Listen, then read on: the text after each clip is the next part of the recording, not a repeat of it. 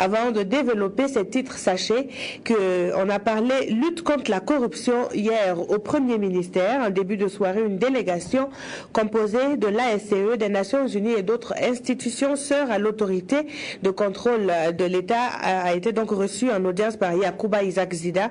Le point a été fait sur l'opération de redynamisation de l'autorité supérieure de contrôle d'État en cours à Ouagadougou. Les précisions de Claudine Picaba.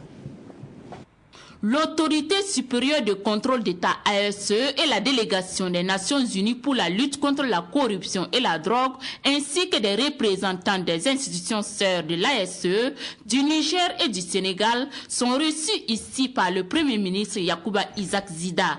Objectif de la visite, aborder des questions de lutte contre la corruption au Burkina à travers l'évaluation de l'ASE. Nous sommes ici en mission d'évaluation de l'ASCE. C'est depuis 6 ans que l'institution existe et nous sommes donc en train de regarder dans quelle mesure cette institution a pu accomplir ses missions et dans quelle mesure elle sera capable d'accomplir ses missions de demain. Parce que comme vous le savez, elle a acquis des nouvelles fonctions, en fait des nouvelles responsabilités, notamment par rapport à la déclaration des patrimoines qui vient d'être adoptée par le Conseil national de transition. Donc, la nouvelle législation de lutte contre la corruption. Et il faut donc voir dans quelle mesure cette institution, l'ASCE, est capable donc d'accomplir cette mission.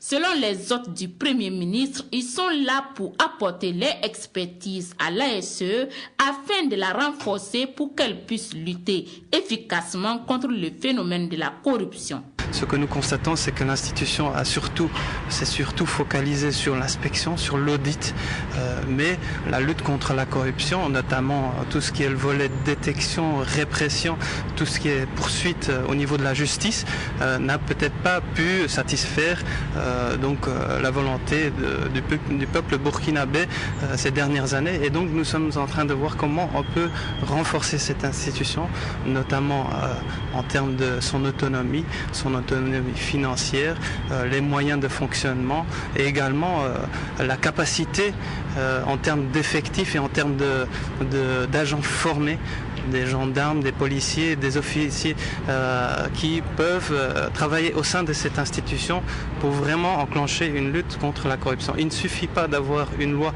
contre la corruption, encore il faut avoir un organe qui va maintenant vraiment mettre en œuvre cette législation.